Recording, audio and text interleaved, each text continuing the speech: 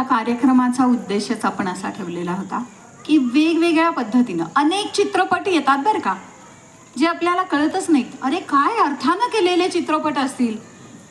हे गाणं या चित्रपटात आहे, आपण तेवढं लक्ष देऊन ऐकतच नाही की अरे गीतेवर आधारित हे गाणं आहे, काय छान लक्ष देऊन ऐकलं पाहिजे खरं तर हे आपण. पण हे चित्रपट आपण बघतो किंवा बघत नाही, गाणं त्या दृष्टीनं ऐकतो किंवा ऐकत नाही. पण म्हणूनच आपण कार्यक्रमांमध्ये वेगळ्या वेगळ्या पद्धतीनं उतरतो. हेच तर आपल्या कलास्पर्श संस्थेचं विशेष आहे. पुढचा अध्याय आहे अक्षर ब्रह्मयोग. म्हणजे आपल्याला शब्द हे जरा जड पडतील, काही वेळेला कळणार नाही, कारण ना आपण या मार्गानं कधी चालतच नाही.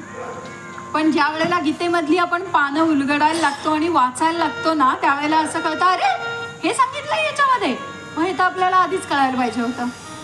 असाच हा अक्षर ब्रह्मयोग आहे. बघा हा, श्रीकृष्णानं काय म्हटलं आहे भगवद्गीतेमध्ये. श्रीकृष्णानं असं म्हटलं आहे, मीच तुझा माता आहे, मीच तुझा पिता आहे. सुख दुःख चांगलं वाईट हे सर्व मीच आहे. जसं शबरीनं अनेक वर्ष अरण्यात घालवली, अगदी तारुण्यापासून बालपणापासून ते म्हातारपणापर्यंत.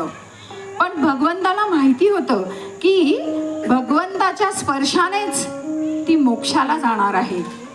त्यामुळे तिला हे विहित कार्य भगवंतानंच दिलेलं होतं. मग सामान्यतः ते आपल्याला वाईट वाटो, चांगलं वाटो, काहीही वाटो, ती भगवंताची इच्छा होती. एक गोष्ट सांगते छोटीशी, कसं आपलं कर्म आपल्याला कळत नाही बघा. एक समुद्र किनारा असतो आणि त्या समुद्र किनाऱ्यावर एक मनुष्य रोज फेरफटका मारत असतो. आणि त्या फेरफटका मारत असताना तो असा विचार करत असतो की बरं झालं बाबा देवा, तू माझ्या बरोबर आहेस. कारण विशेष म्हणजे ना, समुद्रावर चालत असताना त्या माणसाला आपल्या 2 पावलांबरोबर देवाची 2 पावलं दिसत असतात. त्या माणसाला खूप आनंद असतो की अरे देव माझ्या बरोबर आहे. काय होतं, काही काळानंतर खूप संकट त्या माणसावर यायला लागतात. आणि मग मात्र असं होतं की त्या समुद्र किनाऱ्यावर फेरफटका मारत असताना त्याला 2च पावलं दिसायला लागतात. आणि मग मात्र विश्वास डळमळतो की देवा हे काय, ज्या वेळेला मला खूप अडचणी आल्या त्यावेळेला तू माझ्या बरोबर नव्हतासच. कुठं होतास तू, तुझी 2 पावलं नाही दिसत आहेत. मग मात्र देव त्याला म्हणतो, अरे बाळा काय असतं, ज्या वेळेला छोट्या अडचणी असतात ना त्यावेळेला मी तुझ्या बरोबर असतो, आणि ज्या वेळेला खूप मोठ्या अडचणी येतात ना त्यावेळेला मी तुला कडेवर उचलून घेतो. आणि ती जी 2 पावलं दिसतात ना ती तुझी नसतातच रे, ती 2 पावलं माझी असतात. कारण मी तुला संकटामध्ये कडेवर उचलून घेतलेलं असतं, ज्यामुळं त्या संकटांचा त्रास तुला कमी होईल आणि मला जास्त होईल.